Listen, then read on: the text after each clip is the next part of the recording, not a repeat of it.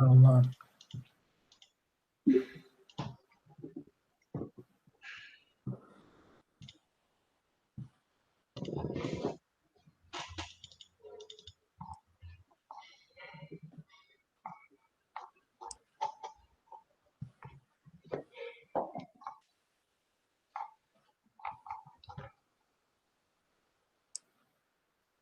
Devemos ter aqui... tá funcionando, tá funcionando.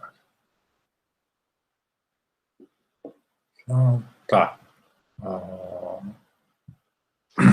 A 6 você falou, né? Isso. Os outros eu meio que eu dei uma boa escrita já, mas a 6 tá meio nebuloso. Tá, a 6 você entendeu a questão da modularidade? Não. Tá, a 6 é o seguinte. Deixa eu mudar um pouco agora.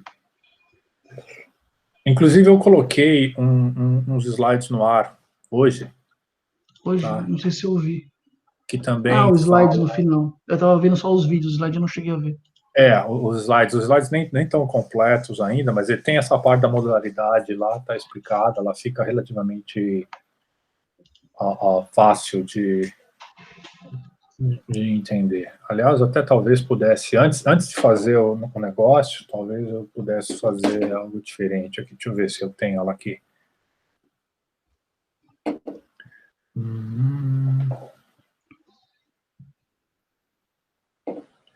Até tenho, vai. Vou fazer uma coisinha um pouquinho diferente antes, então. Aguenta aí. Tiro para essa apresentação.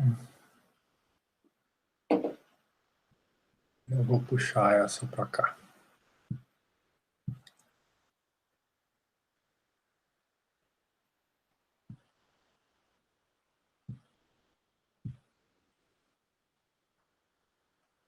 Vamos ver se está funcionando.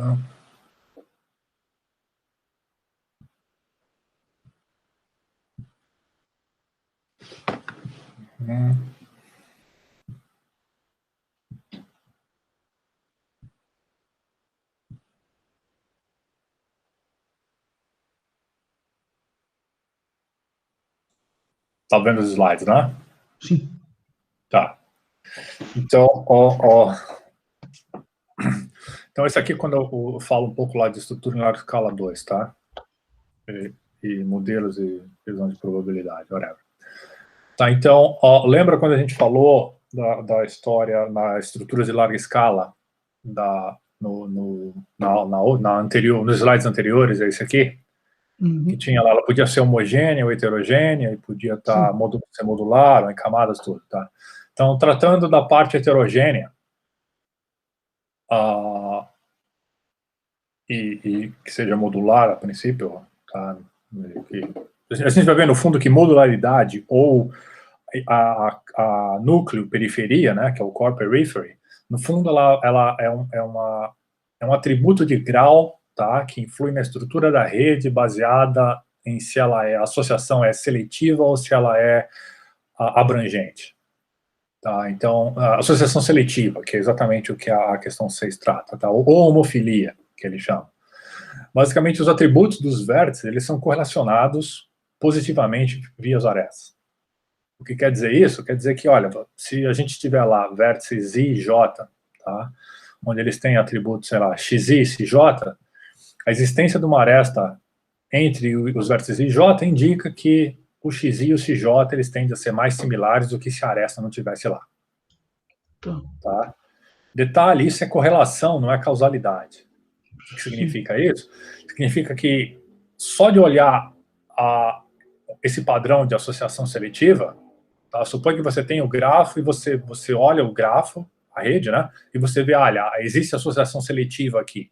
Mas você não sabe se a associação seletiva, a correlação, se as arestas existiam a princípio, se elas se formaram a princípio, e os atributos acabaram ficando mais semelhantes, ou se os atributos eram semelhantes e por isso a aresta apareceu.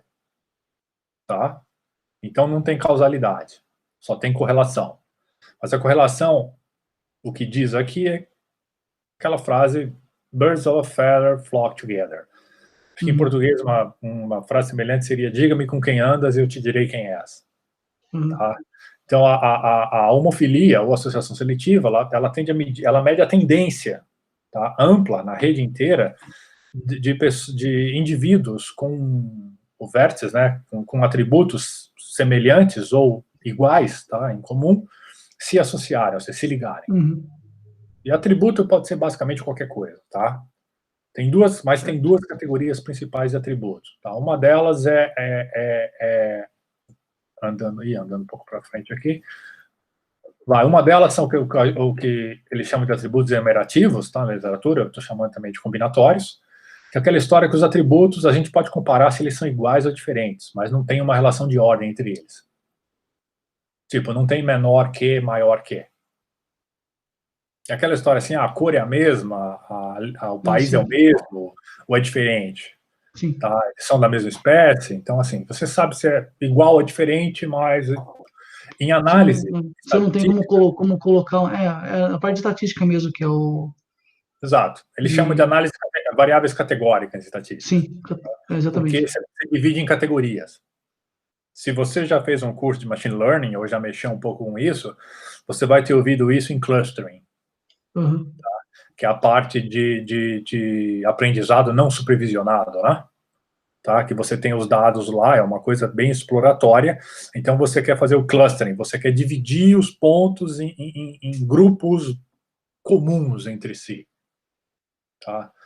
A história também da triangulação de Delaunay, ou do dual, na verdade, né, o diagrama de Voronoi, não sei se você já ouviu falar nisso aí também, mas tá tudo meio relacionado. Tá? E o outro tipo de atributos são os atributos escalares, tá? Que são aqueles que são ordenados. Então, essas são, em estatística, eles são conhecidos como variáveis regressoras. Tá? São aquelas que, sei lá, são valores reais e a gente pode fazer conta com os valores reais mesmo. Pode comparar, pode saber se eles estão próximos e pode, inclusive, prever valor no intervalo. Tá? Não é clássico, a idade, a altura, peso, salário, qualquer coisa desse tipo. Tá? Então, são duas coisas semelhantes, mas a gente pode ter tratamentos ligeiramente diferentes, tá? Porque um a gente só tem categoria, no outro a gente tem uma ideia de regressão, de predição e regressão. Deixa eu voltar um pouco aqui. Tá, quando não ocorre a associação seletiva, a gente fala em associação abrangente, tá? Ou dissociação seletiva. Tanto faz. Esses termos, associação seletiva e associação abrangente, eles não são comuns, eu acho, tá? Eu que traduzi desse jeito, porque é basicamente assortative mixing and dissortative mixing, tá? Mas falar de mixagem sortida fica uma coisa meio esquisita, eu acho. Então, sei lá. Eu tentei achar umas traduções um pouco melhores. E ao contrário que se a associação for abrangente, no sentido assim que, olha, a existência de aresta tende a ser correlacionada com os atributos serem menos similares, tá? Você não abrangente porque assim os vértices não se associam apenas em quem é semelhante com eles, tá? Então eles são mais abrangentes. Eles são isso. Aqui a nota, assim, depois você vê, talvez eu ainda escreva isso num vídeo, que assim, presença ou ausência de homofilia, tá, é correlação, não implica causalidade. Sim. Tá, a gente não sabe se vem antes ou depois. Ixi, volta aqui, não sei porque saiu, fosco. Funcionando de novo, tá. Voltou. Tá, e aí tem o exemplo clássico aqui que o Newman usa, o Barabasi usa um pouco diferente. O Newman pegou isso aqui, esses dados de uma escola dos Estados Unidos, com os alunos de 14 a 18 anos, tá? E tinha lá por entrevista quem era amigo de quem, e aí você vê que isso nitidamente é um grafo, primeiro heterogêneo, né? Tá? Heterogêneo no seguinte sentido, se a gente for lá no grafo e pegar amostras em pedaços distintos, a gente vai ver a gente vai ver que as características estatísticas são bem diferentes, né? Tá? Se fizer uma amostra aqui, você vai ver que os valores estatísticos são bem diferentes. Certo. Então, heterogêneo. Outra, só que essa heterogeneidade, ela é homofílica, é uma associação seletiva. Porque, basicamente, aqui nessa escola americana, tá, o padrão que se viu é que, assim, que as pessoas, os alunos que eram, sei lá, brancos, tendiam a ser mais amigos entre eles, e os alunos negros, pretos, tendiam a ser mais amigos entre eles. E outras nacionalidades estavam espalhadas de todo jeito. E, detalhe, a gente não sabe se isso é causalidade, não sabe se eles ficaram amigos pelos atributos, ou se o que mais aconteceu aqui. Pode ter um mecanismo subjacente nesse caso. Mas isso foi o que eles mediram lá, e isso é um exemplo clássico usado na literatura. No padrão, a gente vai usar basicamente sempre esse, assumir que tem correlação não causal, né? Não necessariamente causal. Não, para tentar descobrir causalidade, aí a gente tem que fazer um teste de hipótese. Mas quando a gente pega os dados, a gente meio que assume, a gente não assume que existe causalidade. Não, você mede correlação. É só correlação mesmo, faz sentido. Só correlação. Você precisaria de mais informações para poder fazer uma inferência se é causal ou não. Exato. Principalmente, esse exemplo aqui da divisão racial numa escola americana, isso aqui é altamente, assim, altamente polêmico, né? Sim. Tá? E aí, basicamente, assim, o que será que gerou isso? Aí as pessoas podem levantar hipóteses e tentar estabelecer um mecanismo e testar esse mecanismo. Mas não, o que a gente vê do grafo é que, olha, que acontece isso aqui. Então, essa é o começo, é a parte exploratória do problema. Tá? E é isso mesmo que na associação seletiva agora, com atributos combinatórios, né? Esse foi um exemplo de atributo combinatório, né? Olha, porque ou é outro ou não é, ou é branco ou não é, ou é preto ou não é, não tem ordenação aqui, não tem nada disso. Tá? Ops, me perdi aqui. Então, tem uma medida, tá? Medida típica para modularidade nesse sentido é o que se chama de modularidade, tá?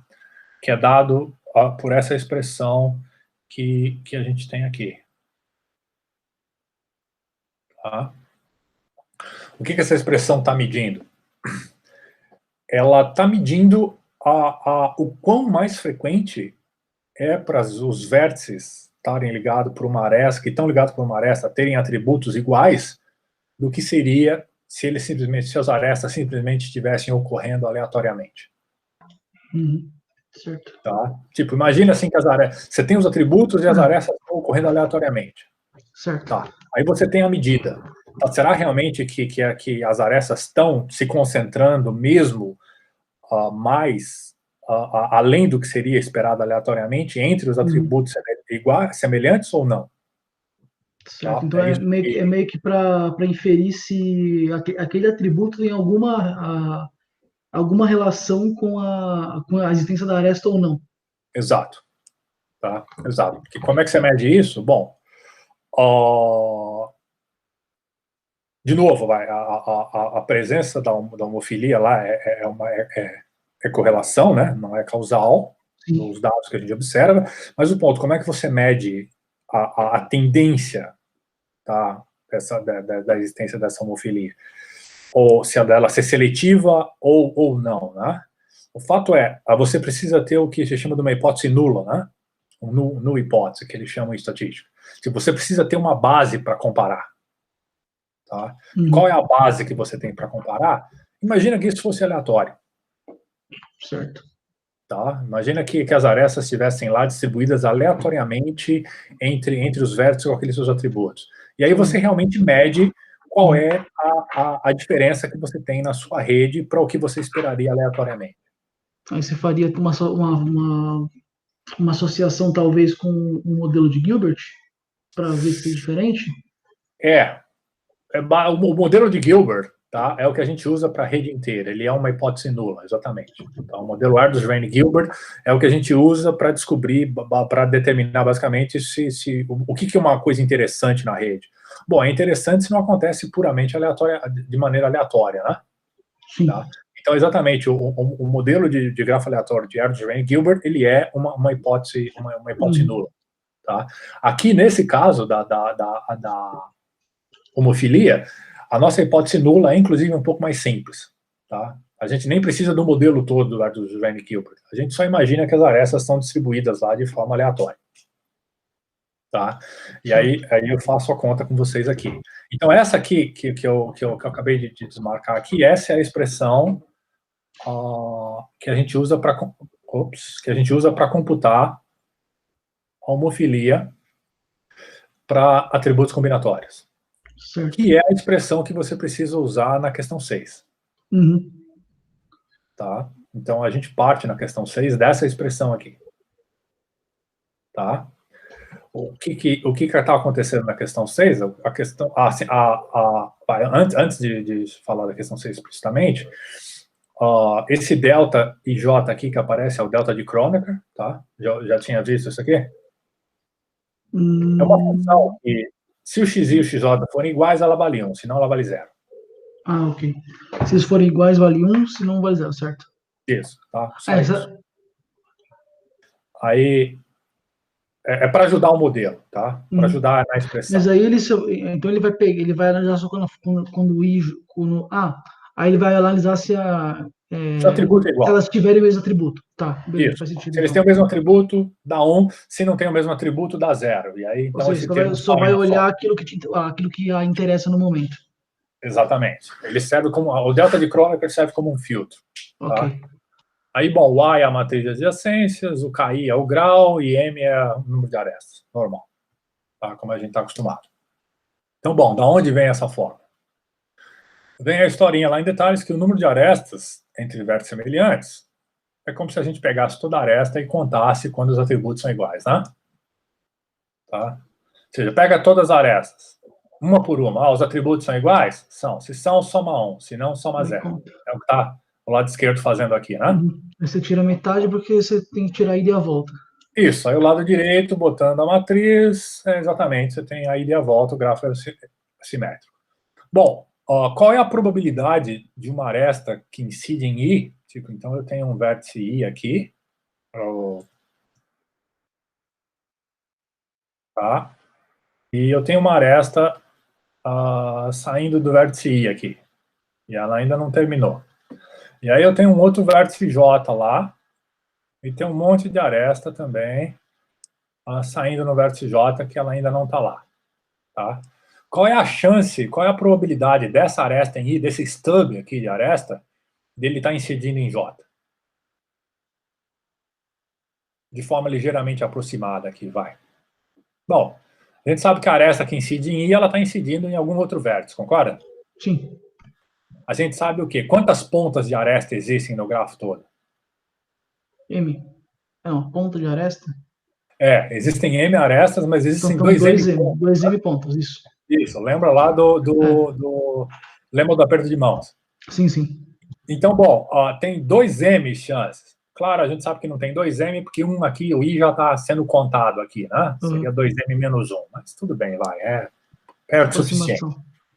Aproximação, lembra que a coisa, para N grande, isso não vai fazer muita diferença. Então, qual é a chance desse stub aqui da aresta do I, a outra ponta dela está incidindo no J? Bom, é o grau do J dividido pelo 2M, né? A probabilidade dessa aresta ser uma delas. Isso, por quê? Porque tem o grau do J de arestas entrando em J, né? Sim. Tá? E aí tem o quê? Bom, dividido por 2M dá a probabilidade. Então, a probabilidade, por exemplo, disso aqui está acontecendo, desse I aqui, na verdade, ele tá indo, isso aqui fica aqui, e disso aqui realmente está indo lá, e desse J aqui está vindo aqui, disso aqui ser uma coisa só, né? Sim. KJ sobre 2M. Sim, justo. Tá? Então tá, bom, aí soma isso para todos os pares de vértices possíveis. Isso a gente fez para um I e para um J. Soma agora para todos os pares, deixa eu limpar um pouco aqui, que está difícil de ver. Então, somando isso para todo mundo agora, vai dar o quê? Bom, para todo I, J, divide por 2 exatamente, porque IJ, JI está sendo contado duas vezes aqui, né? Então, isso aqui vai dar o quê? Vai dar exatamente para cada KI, Para cada I, bom, para cada I eu tenho KI arestas ali dentro, né? Sim. Então, e para cada uma delas a probabilidade é KJ sobre 2N. Então dá KI vezes KJ sobre 2N. Uhum. Ainda, claro, isso só vale realmente se os atributos forem iguais, né? Sim. É o que a gente está esperando. Legal. Então a hora que a gente subtrai essa parte aqui dessa aqui, a gente obtém exatamente a forma que estava aqui no slide anterior. Uhum, certo. Tá? Então é exatamente isso. Então, você pode ver que essa parte aqui em cima está medindo o que acontece no grafo. Uhum. Essa aqui está medindo o que aconteceria se fosse aleatório. Tá? Mas, de novo, dado o quê? Dado que a gente está contando somente os atributos que são iguais. Sim. Tá? A gente tá analisando isso com relação... Por quê? Porque a gente tem que saber o que é analisar, né? Então, a gente está analisando isso com relação à homofilia. Tá? Atributo combinatório para associação seletiva. Tudo bem. O que pode acontecer? Obviamente, esse negócio aqui... depois disso, uma coisa que eu não falei, que esqueci de falar. Se você olhar aqui, a gente está dividindo ainda também por 1 sobre 2m, né? Sim. Isso aqui é só para fazer o valor ficar entre menos 1 e 1. Porque o que a gente estava contando aqui era número de... tá. Você está colocando o total, você está fazendo o total e está dividindo pelo total de pontas para poder fazer a probabilidade. Isso, está normalizando. Porque Ok. fica mais fácil trabalhar com isso em escala. Tá? Então, o valor aqui, ele é entre menos 1 e 1, é estrito, por quê? Porque a gente está tomando aquelas liberdades de usar 2m em vez de 2m menos 1, né? Sim. Em alguns lugares. Então, ele é estrito, mas tudo bem. Aí a questão lá do distrito escolar, eles calcularam que a modularidade era 0,305. Tá? Ou seja, uma modularidade positiva. Uhum. Então, implica que, olha, realmente tem lá a homofilia está presente. Tá? E aí aqui, depois, nos outros slides, eu mostro uma outra forma de calcular a mesma coisa. Tá? Certo. Que pode ser mais... Se você não tem acesso direto à matriz, você pode usar... De adjacência, você pode usar essa forma aqui. E aí tem um exemplozinho aqui, que eu peguei do Closet, onde a gente tem o grafinho aqui, o mesmo grafo pintado de duas formas, né? A gente observa que a modularidade do primeiro é maior que a do segundo. Por quê? Bom, porque é fato simples, né? Se a gente olhar aqui, tem três Associação tamanho. unidadezinhos, três grupinhos muito bem definidos, né? Sim. Tá? E a relação entre eles é só essa aresta que está aqui, né? Uma coisa bem pequena. Aqui já não, né? Aqui o grafo já está mais... Já está mais... Aqui a coisa já é um pouco diferente, né? Você pode ver que os elementos já estão um pouco mais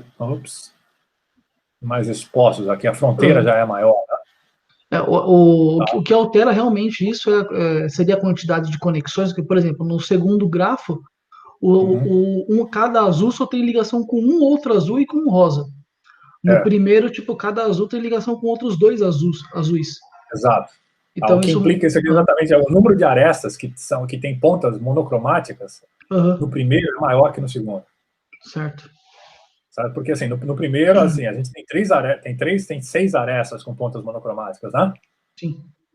E uma só dicromática. Agora já no segundo não, né? No segundo o número já cai para 4, 5 monocromáticas e 2 dicromáticas. É exatamente isso que você falou. Tá? Então, tem um exemplo aí que Só rapidinho, voltar uma ponta, professor. Eu não entendi muito bem a relação do K no slide anterior. Volta 2 slides. Acho que um pouquinho mais. Aqui? Um pouco mais. Não, essa parte. Ó. Seja G um grafo e K o número de valores distintos de um atributo combinatório. Isso aqui é só para dizer que a gente está supondo que a gente vai ter... qual o valor de K no exemplo aqui da escola? Aqui é 3. É 3 porque são os tipos de... Os tipos de Os valores que o valores que o atributo pode tomar. Ah, certo. Tá? Aqui é 3 cores diferentes, né? Digamos assim. Uhum. Sei lá, preto, branco e azul. Sim. Que seja. A gente pode falar 1, 2, 3, vai. Isso, pode falar 1, 2, 3, pode falar qualquer coisa. Então aqui, basicamente, eu simplesmente peguei, a gente tem K categorias, e aí o XI, o XJ, eles vão ser um elemento dentro desse XK aqui. É Só que a você dúvida... assim, olha, a gente quer saber se eles são iguais ou diferentes, tá? E a parte, na verdade, do KI e KJ, como que eu faço a associação? Se eles forem iguais? O KI e KJ são graus, né? O K e o KJ, ele... não é exatamente o mesmo K. Não é o mesmo K. Tá, acho. Então, tudo bem. Então Se agora quiser, entendi. se quiser, Não, chama esse. eu Chama entendi esse a parte do KDL grau. aqui, então. Eu entendi a parte do grau, mas aquele K de cima me confundiu, né? Então é isso. Não, o Tudo K bem. de cima é outra coisa. Chama ele de L, se você quiser. Tudo bem. Então realmente Tá? é o grau ali, tudo bem. Aí tá certo. Então, aí os demais, o K e o KJ são grau. Você pode ver que o K aqui é só para a gente saber. A gente pode testar se o número de classes que a gente tem é realmente o que a gente ganha depois. Então, a representação desse K e KJ sobre 2M é basicamente a chance de cada aresta saindo de I estar chegando na J. Exato. Mas, Essa é a probabilidade. Vendo assim, realmente faz sentido. Tá bom? Certo. Tá. Então, essa outra forma aqui, eu acho que... Bom, ela é só uma reescrita, tá, do que estava antes. Eu não acho que é por aqui que você sai para o exercício 6. Acho que deve dar para sair por aqui também, mas eu não sei se ajuda. E, bom, e aí depois eu já vou aqui para atributos escalares. Aí não é o que você precisa para a questão 6. Tá? Mas aí só de farra você vai ver que, olha, a gente tem um R aqui, que é parecido com o coeficiente é uma generalização de Pearson, mas o que interessa é que se você for ver realmente a correlação para os atributos escalares, aqueles que têm ordem, né? Você vai ver que, olha, que isso aqui é praticamente a modularidade, né? Sim. Só não é porque a gente não tem o delta I, o delta de x e xj. Sim. Agora faz sentido fazer conta com os valores, tá? Antes não fazia, porque eles nem precisavam ser valores. Tá. Então, voltemos lá. Deixa eu ver onde é que eu tenho um espaço aqui. Não, vou fazer aqui mesmo. Tá, aí vem a questão 6. A questão 6 te dá o quê? A questão 6, aí ela te dá um grafo específico, né? Sim. Tá, ela te dá um grafo lá, um P alguma coisa lá que eu chamei. PN, né? PN com caminho N maior que 1 de universo. Isso, e aí a gente tem lá, então, tem um caminho, tudo, lá, digamos assim, vou fazer um exemplo aqui. Sim. Imagina, esse aqui é o nosso P5, né? Certo.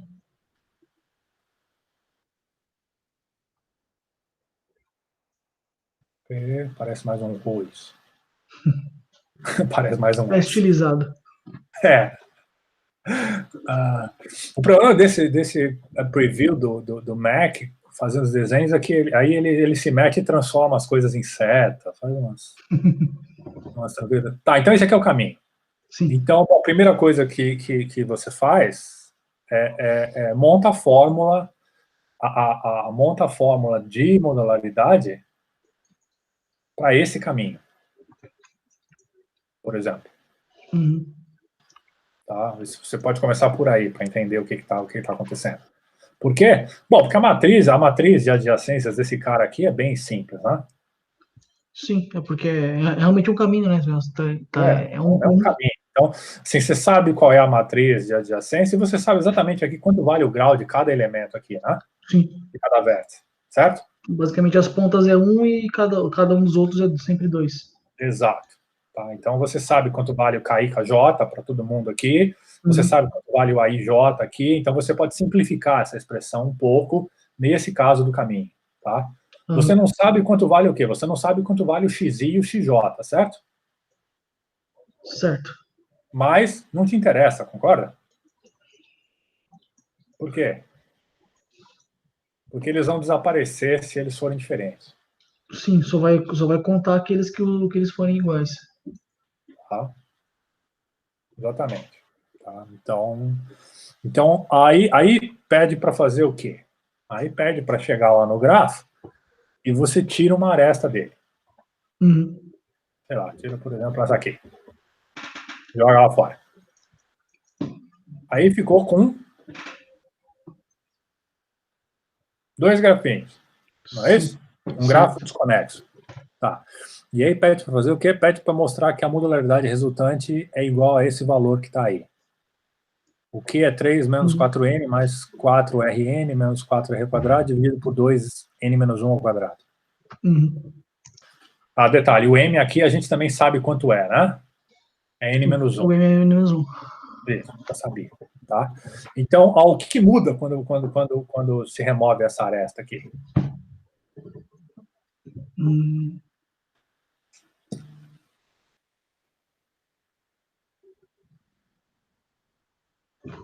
Primariamente você vê que vai mudar, vai alterar o grau de duas arestas. Uhum. Exato.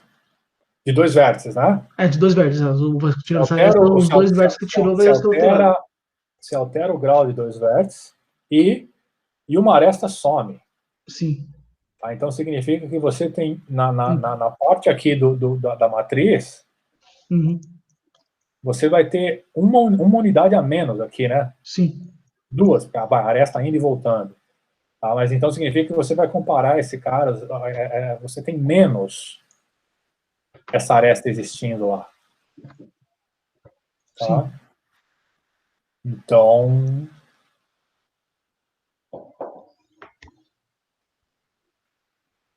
Então o quê? Então aí você refaz as contas. Tá? Então você sabe que ficaram R de um lado. N menos R do outro. E aí você sabe que o N menos R do outro. E...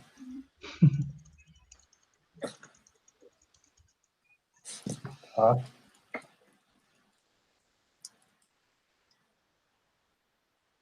E aí, substituindo esses caras, essas mudanças Então, você sabe na matriz que você tem exatamente o Rzinho de um lado, o N menos R do outro, e você vai ver que a fórmula muda, né? Tá? Você calculou a fórmula primeiro para o grafo inteiro, tá? Para você ter uma base do que esperar. Você adaptou, simplificou a fórmula. E aí você vê que não, mas agora removendo aquela aresta ali, em R, bom, então agora eu tenho aqueles R vértices ali que estão ligados direitinho, os graus estão batendo e eles estão... Você pode supor que eles estão sendo contados ou não, porque o delta está tomando conta deles, né? Sim. Tá, delta ali. E aí, bom, e aí você tem a outra parte, o N menos R do outro lado. Tá? Observa que, assim, esses dois vértices que ficaram na borda aqui, né? Se eles têm o mesmo atributo, bom, a aresta já não ocorre mais aqui, né? Mesmo se eles Então tiverem, eles não vão ocorrer. Significa que a gente esperaria que a modularidade diminuísse, né? Sim, porque se não existisse, já vai permanecer a mesma coisa. Se existisse, como você não tem a aresta, vai cair a modularidade. Uhum. Tá. Certo. Faz sentido isso? Sim. Faz sim. Entendeu o que a gente está tentando fazer? Sim, acho que sim. Acho que agora ficou mais claro. Uhum.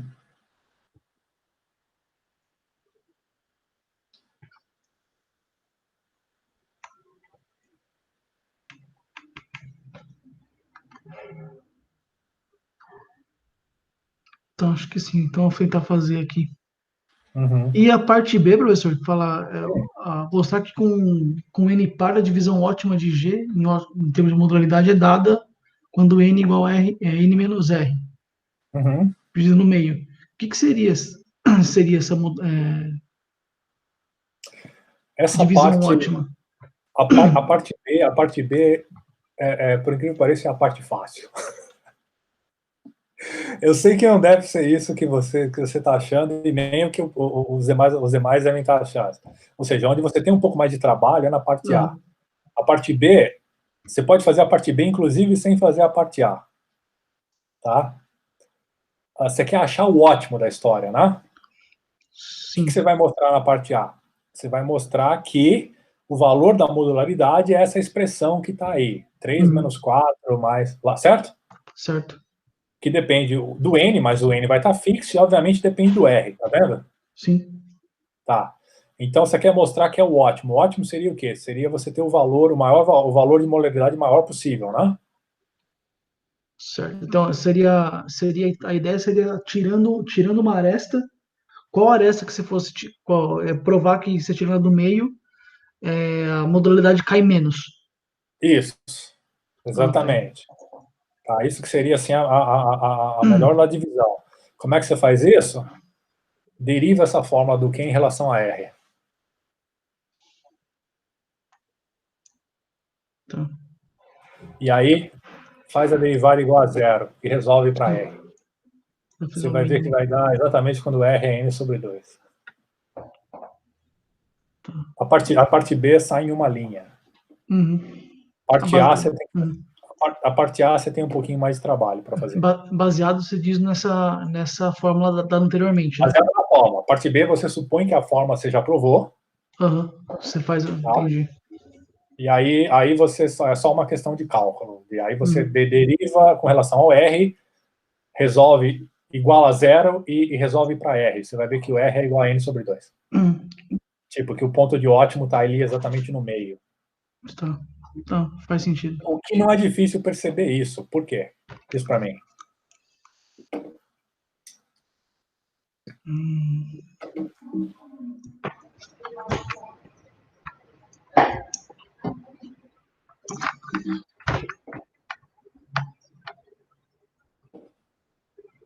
Esse negócio está todo em função do R, não tá? Sim. Olha para a fórmula Q. É para onde ele corta. Mas que tipo de função é essa em termos de R?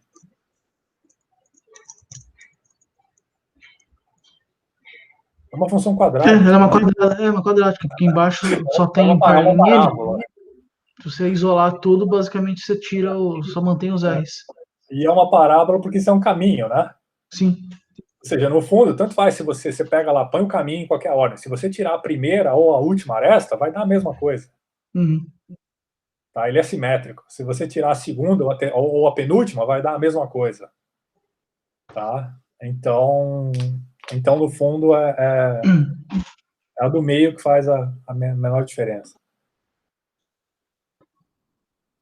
Tá? Então, eu acho engraçado essa questão, porque a parte B é a que, em geral, os alunos mais,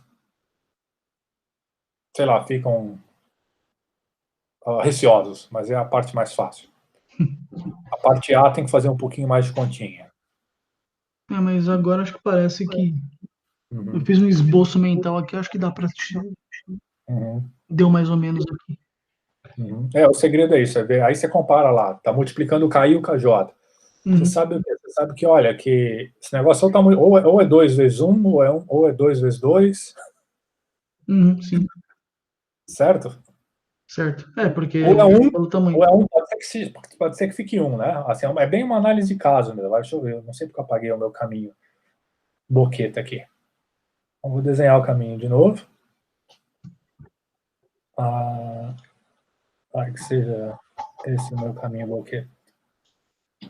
Isso aqui é uma aresta. Se eu tirar essa... Opa!